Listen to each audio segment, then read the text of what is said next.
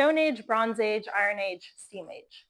I'm Lenka Kollar, the co-founder of Helixos, and today I'm here to talk to you about how we're entering the fusion age, which will bring in a new fundamental era. What do Florida and Slovakia have in common? Florida is where I grew up, which you might be able to tell by my American accent, but my family is originally from Slovakia, which is where my name Lenka is from.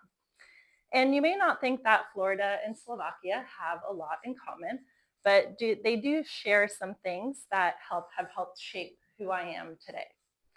Both have beautiful nature, from luscious beaches to grand mountains. And both have beautiful castles that have inspired fairy tales with path-forging women. But we're not here to talk about fairy tales today. We're here to talk about innovation and the future. And again, you may not think of Florida and Slovakia as centers of innovation, but hear me out. Florida is home to Cape Canaveral. Here is where the missions to the moon were launched. And also, Cape Canaveral has had the most rocket launches out of anywhere else in the world. So growing up, I could see the rocket launches at a distance and also visited the Space Museum with my family. And recently, I even took my Aussie husband to go visit the Space Coast, and we were surfing in Cocoa Beach, where young Kelly Slater learned how to surf. And we're in the water, and all of a sudden, the water starts shaking, a dolphin jumps out of the water, and we look up to see an emergency rocket launch by SpaceX Starlink to launch some satellites into the sky. And it was really just such a great pilgrimage that I would highly recommend for other nerdy surfers like us to really see that pinnacle of human ingenuity, but still being able to be out in nature. And then Slovakia, on the other hand, used to be a part of the Soviet Union, and it benefited from the technology and space race of the Cold War and got things like nuclear energy. Trnava, which is the city that I'm from, has a nuclear power plant next to it, which is pictured here, called Bohunice. And the city has really benefited from the cheap and reliable electricity that it provides, and even become a manufacturing hub in Europe.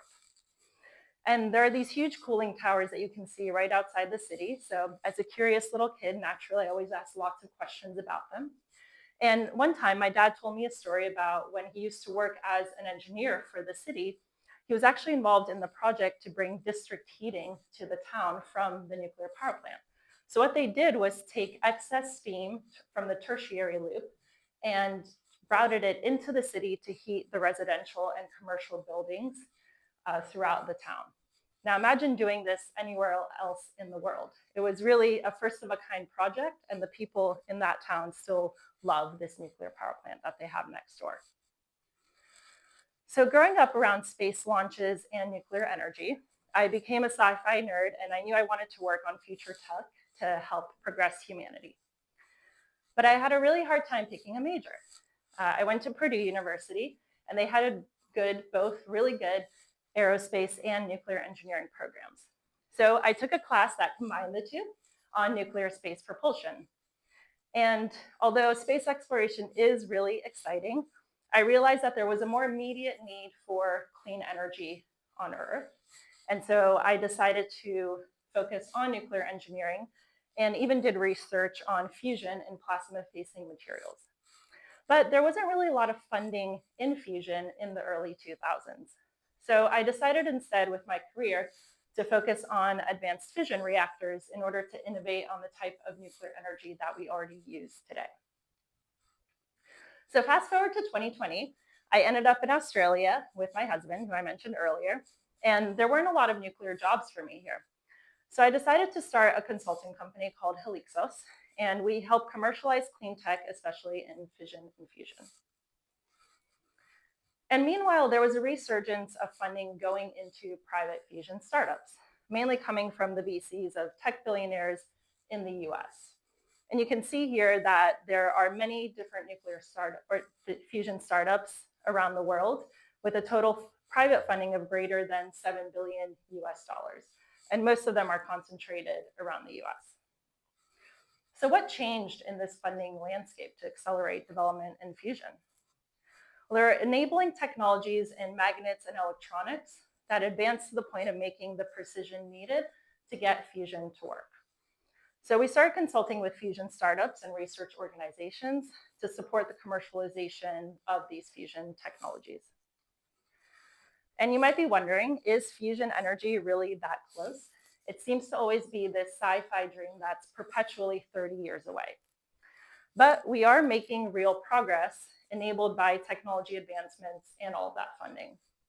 And in 2022, the National Ignition Facility in the US achieved scientific break-even. So this was the first fusion reaction where more energy came out than was put into the reaction. But NIF is just one type of fusion approach, which is called inertial confinement fusion. This uses lasers to compress fuel pellets. We also have magnetic confinement fusion, which uses electromagnetic fields to create a plasma and contain it in a device called a tokamak. Then there's magneto-inertial fusion, which is a hybrid of the two. And then there are variants of those approaches, such as stellarators and field reverse configuration. And private companies are getting close too. There are 3 well-funded startups in the US that are currently building their prototypes that aim to generate more energy than they consume. So these are fully funded machines that are currently under construction right now. And so we'll know in the next few years, maybe even the next few months, if they work. The first one is Commonwealth Fusion Systems that I'd like to highlight today. They have Spark under construction outside of Boston and are expected to attain their first plasma in 2026 with Q greater than 1 shortly thereafter. This means that it'll be producing more heat than is required to run the machine. Then Copernicus is under construction at TAE Technologies in California and expected to demonstrate the viability of net energy in 2026. And finally, we have Helion, which has Polaris under construction outside of Seattle. And the construction is expected to be complete in 2024. The aim of this machine is to demonstrate the production of electricity. Now, this is a huge deal because no one's ever generated electricity from fusion before. And they've even signed a power purchase agreement with Microsoft to deliver fusion electricity with the first commercial fusion power plant by 2028. And I'm really excited about Helion's approach because they're utilizing direct electricity production. So what that means is that the electricity will be generated directly from the machine without the need to use heat to make steam to run a turbine. So skipping that entire steam cycle, which would truly move us beyond the steam age and into the fusion age. So getting back into this field, it's really exciting because we're finally on this cusp of getting fusion energy to work. There is still some work to be done, but we are closer than ever. Are you ready for it? That's what I'm here to talk about today. The fusion is the ultimate clean energy source to curb climate change. There are no carbon emissions, no long-lived radioactive waste, has a small land footprint, and small amounts of materials and fuel to get it to work and get huge amounts of energy out. And of course, it provides 24/7 power without the need to rely on any external environmental or weather factors. And limitless clean energy means that energy-intensive projects become possible. We can reduce our environmental impact while allowing for human progress with things like carbon capture, desalination, or precision irrigation.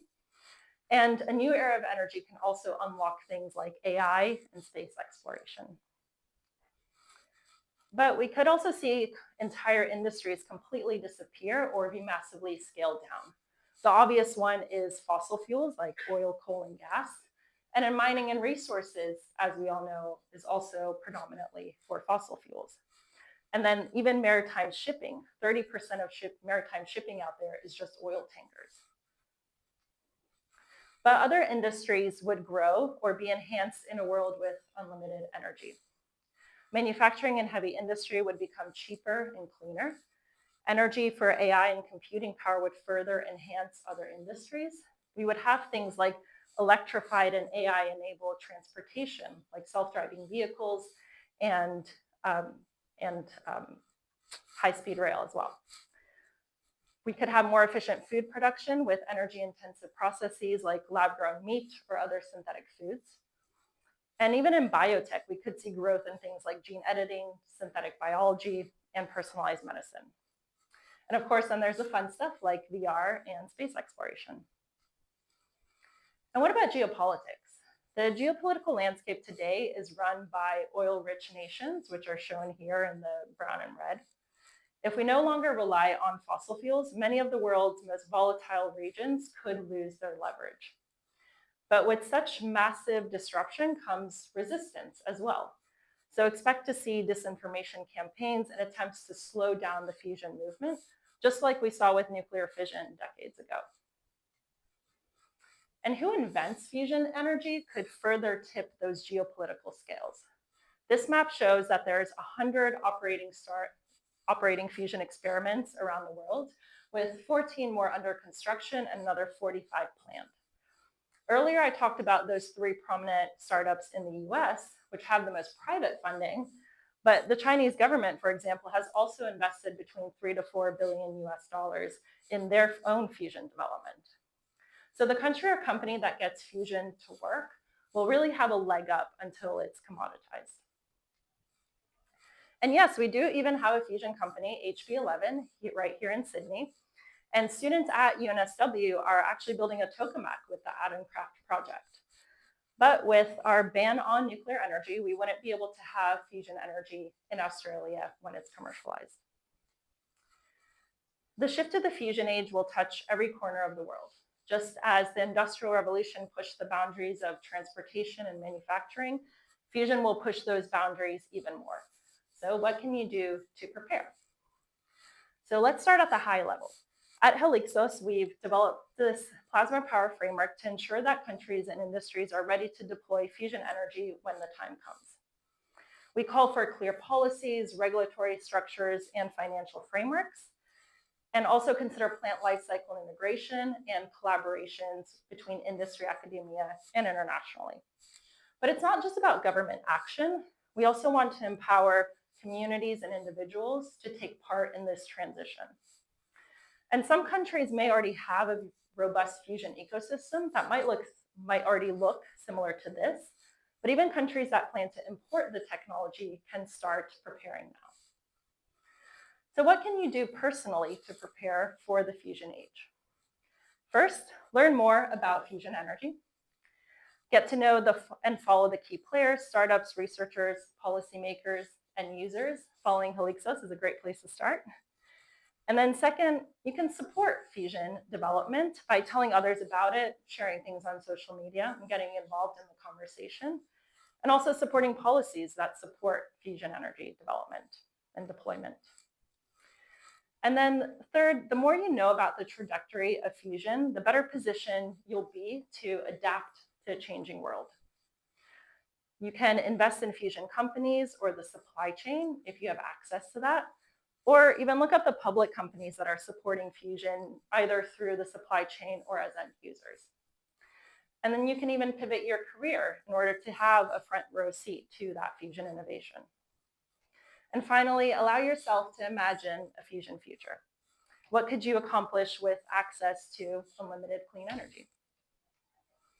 So when I think back to my childhood, watching those rocket launches in Florida or hearing my father talk about nuclear energy in Slovakia, it's no wonder that I became a futuristic optimist working on the commercialization of exciting new technologies. And the invention of fusion will propel us into the next technological age. And that's a really exciting thing to have a front row seat to.